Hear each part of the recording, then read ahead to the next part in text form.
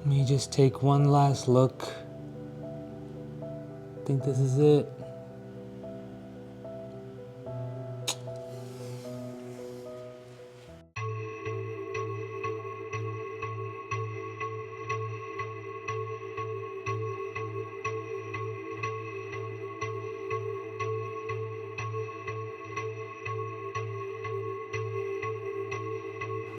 Sorry about that, guys. The beginning was very misleading. This is not the end of this tank. Actually, it might be a refresher, a new beginning, because I think we've been moving too fast, or I've been moving too fast and kind of like jumping into all like the new and greatest and the whole like the selling stuff, that everything's online, and I don't know, it's so easy to fall for the latest and greatest. And I think we're gonna step back and reevaluate and get this tank back to 100. Okay, so I'm not saying the tank is like going downhill, it's just I think I've been doing too much as far as like changing things out and adding reactors, trying to do this, trying to do that. And like my goal for this channel was like the simple reef keeping, easy reef keeping, and try to pass on the information that I'm learning in the process and keeping everything like super minimal. As far as like people watching, trying to get into the reefing hobby and like not getting overwhelmed by all these products and what's good, what's the best. So that being said, I think I'm going to, I already started doing this. I'm gonna step back a bit and make this tank simple again and take out all the extra stuff that's like really not necessary. I know some people might say, look, oh, you need this, blah, blah, blah. But for me, I did in the past and it worked fine as far as like just keeping a skimmer in the sump, filter socks or filter fleece, whatever you want to use, and then like use media as necessary. Like you don't need this reactor, you don't need that reactor. If your tank doesn't like need it, then why are you adding all this extra stuff to the tank? Easiest way to do it, if you need carbon, throw it in a mesh bag, or GFO, same thing. Throw in a mesh bag, put in your sump with good, where it has good flow, and that should handle any situations you're having in your tank. Like literally in my sump right now, I have the skimmer, the clownfish, and 2 filter socks.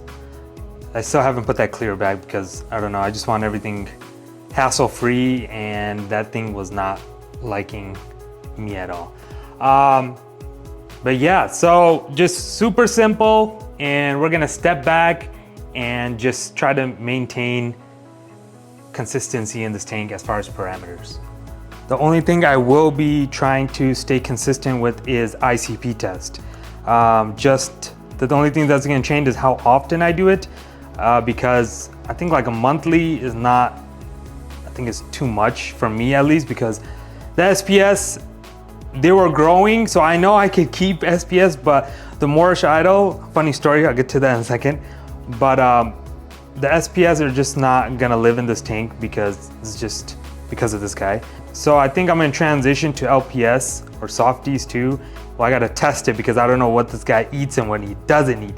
Because just recently, I think I said on my Instagram story or on my YouTube story, I put, he stopped eating for like 2 weeks. And I don't know what he was eating because he's still alive. He's pretty healthy looking. Now he looks pretty beefed up again. So what happened was I went out of town for like literally 3 days, and I wasn't worried about my corals because, okay, he's not picking at them, so whatever, it's gonna be fine. Come back, I see 3 SPS dead, and this guy is eating again apparently. So I mean, good for him. I'm glad he is. So I'm just gonna live with this now, and the fact that the Moorish idol is here to stay as part of my nightmare now. So yeah. So as whatever lives as far as the SPS, whatever the ones he's not like messing with, hopefully they'll thrive, and the rest of them, I guess they're just gonna get eaten by the Moorish idol. So it's not complete waste.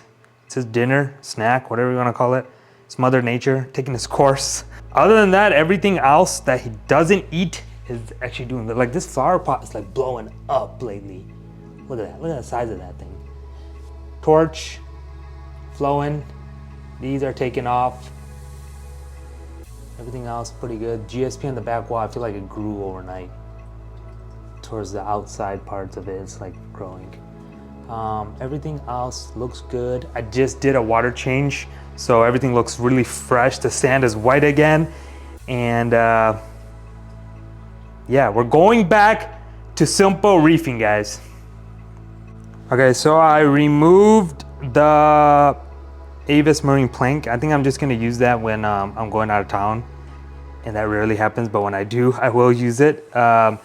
And then I think I mentioned I put flakes in there. Do not use flakes, guys. Either use pellets and put it on the really low setting where it just gives just enough, because the flakes, they should say on there that don't use flakes, and because it gets stuck inside. Like when I did the water change, I just looked through the little port and there was just gunk.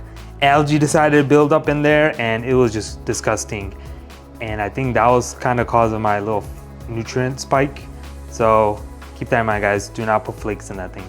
And I hate that like you're stuck with, yeah, you can put pellets, but like they sell it where like you have to get that reef jerky stuff. And I feel like that just stuff is just way too powdery. Plenty of people like it, so that's just my opinion. I'm not a fan of it, of that food, because it's just way too powdery. As far as keeping things simple, I was gonna get a calc reactor, but I think I'm just gonna go back to the ATO method because I don't know, it's been working. I'll just keep an eye on the pump and keep that thing clean. I don't know, I just don't wanna deal with extra things and maintaining things. Like, the more simple you do, you'll see it's more beneficial. You'll have a peace of mind. Like when you go somewhere or you're at work or you're out of the house, you don't have to like that thing in behind. You're like, oh my God, is that like dosing something? Is this going bad? Is it overflowing? Like, just make sure your ATO is full, your ATO sensor is good, and that's it.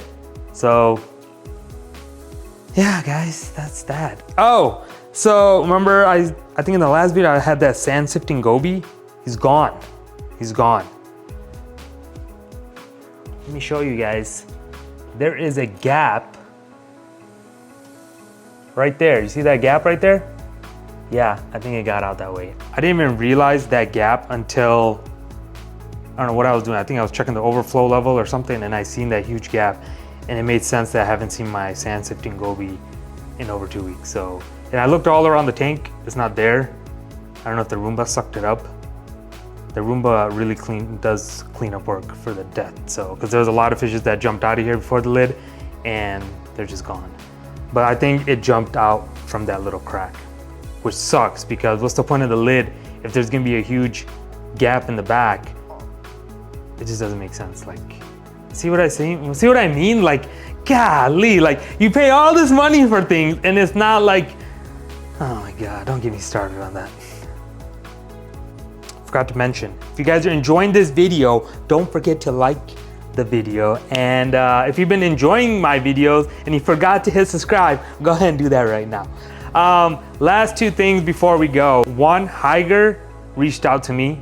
So, and they have this pump that looks very similar to the AI Access. I think it was like 296 gallon per hour one, because I have the other Access and it's gonna be very similar. So I'm gonna do a review on that and see. I think you could use it as a flow, you can use it as a return pump, and that one has different flow. So if you do wanna use it as a flow pump, you can. So it has like, it's versatile. So I'm very curious on how well it will do as a return pump. So if you're interested in that, hopefully it'll come in the mail soon so I can do a video on that. And it's half the price, it's like 60 bucks on Amazon. And compared to the AI Access, which is $120 for that same gallon per hour pump. Last thing, for any new reefers that are getting into the hobby, some are like really good right off the bat. Majority, like me, it's like a learning curve, which, I mean, this stuff is crazy. You're taking the ocean in your house. So anyways, start with bare minimum, least expensive. I know a lot of people say get the best first, but here's the thing. A lot of people, after like the first 6 months, they're done.